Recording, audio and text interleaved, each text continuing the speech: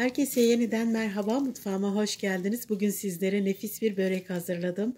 Dışı çıtır çıtır, içi yumuşacık olan bir börek oluyor.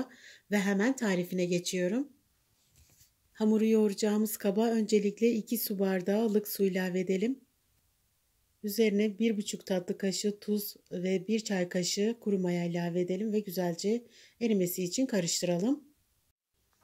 Maya ve tuz eridikten sonra üzerine 5 su bardağı un ilave edeceğiz ama bütün videolarımda söylediğim gibi unu hiçbir zaman birden eklemiyoruz. Her unun su tutma özelliği farklı olduğundan az ya da fazla gelebiliyor.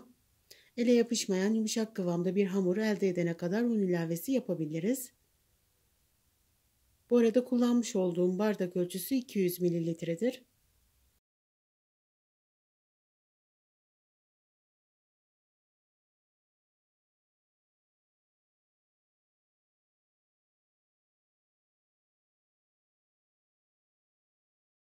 Gördüğünüz gibi arkadaşlar ele yapışmayan yumuşacık kıvamda bir hamur yoğurdum. Şimdi tezgahın üzerine alıyorum.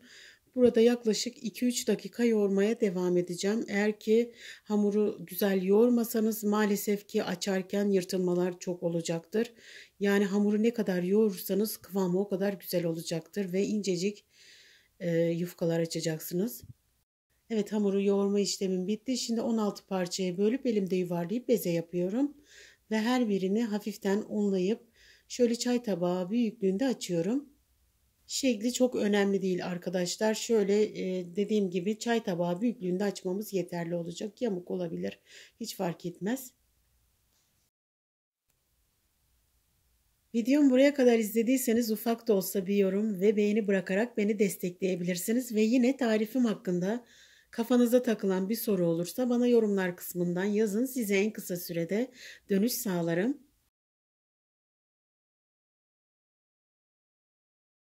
Hamurların açma işlemini bitirdim. Şimdi önceden eritmiş olduğum 1-2 yemek kaşığı kadar tereyağım vardı. Üzerine şimdi 1 çay bardağı sıvı yağ ekliyorum ve karıştırıyorum. Ve şimdi açmış olduğum hamurları tepsinin içerisine alarak tek tek üzerlerini yağlıyorum. Altını üstünü güzelce yağlıyorum. Arkadaşlar tereyağını mutlaka soğutun. Eğer ki sıcak olarak sürerseniz hamurlar birbirine yapışacaktır.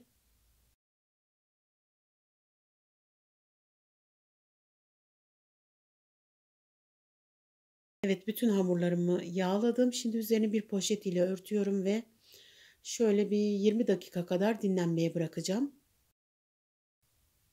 Evet, hamurlarım çok güzel dinlendi. Şimdi açmaya geçiyorum. Bir tane hamuru aldım. Şimdi tezgahın üzerine alıyorum ve uçlarından tutup dışa doğru çekiştiriyorum.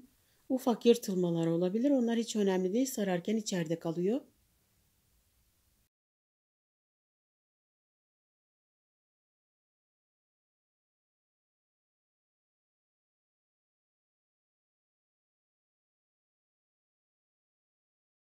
Gördüğünüz gibi arkadaşlar 2-3 hamlede şöyle incecik ve tül gibi açıldı. Şimdi içerisine bir avuç peynirden serpiştiriyorum.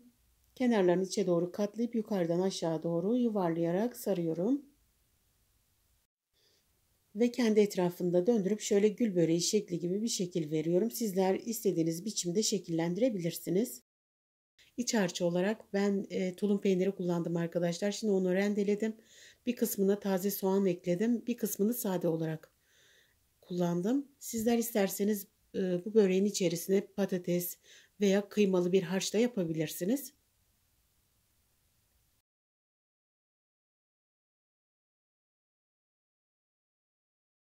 Videolarımı faydalı bulup beğeniyorsanız sevdiklerinizle ve arkadaşlarınızla paylaşabilirsiniz ve hala kanalıma abone değilseniz hemen ücretsiz bir şekilde abone olabilir. Bildirim zil seslerini tümünü aktif ederseniz yeni olan bütün videolarımdan haberdar olabilirsiniz.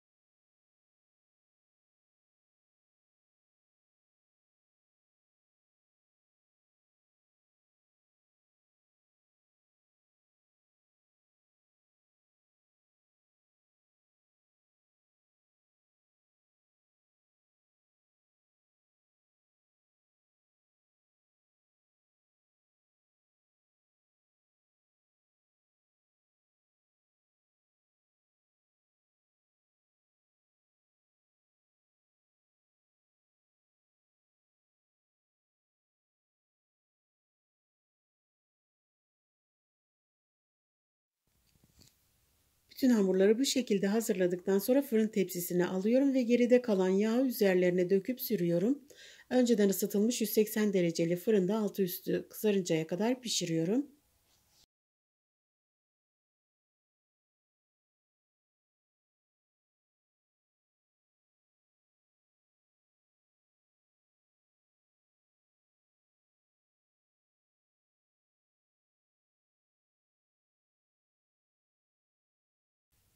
Ve böreklerim çok güzel bir şekilde pişti. Şimdi onları fırından aldım. Şöyle birazcık sıcaklığı geçsin. Sizlere bölüp iç dokusunu göstereceğim.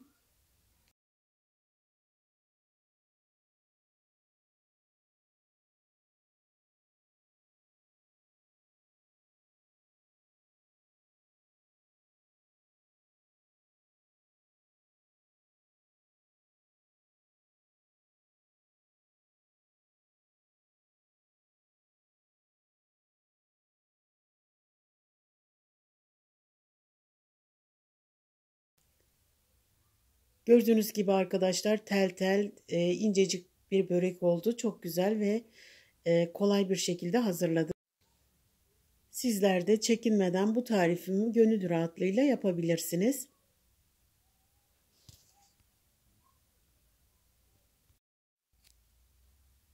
Ve yine bir videomuzun sonuna geldik. İnşallah sizleri sıkmadan anlatabilmişimdir. Deneyecek olan herkese şimdiden afiyet olsun. Yeni videolarda görüşmek üzere. Kendinize iyi bakın. Allah'a emanet olun.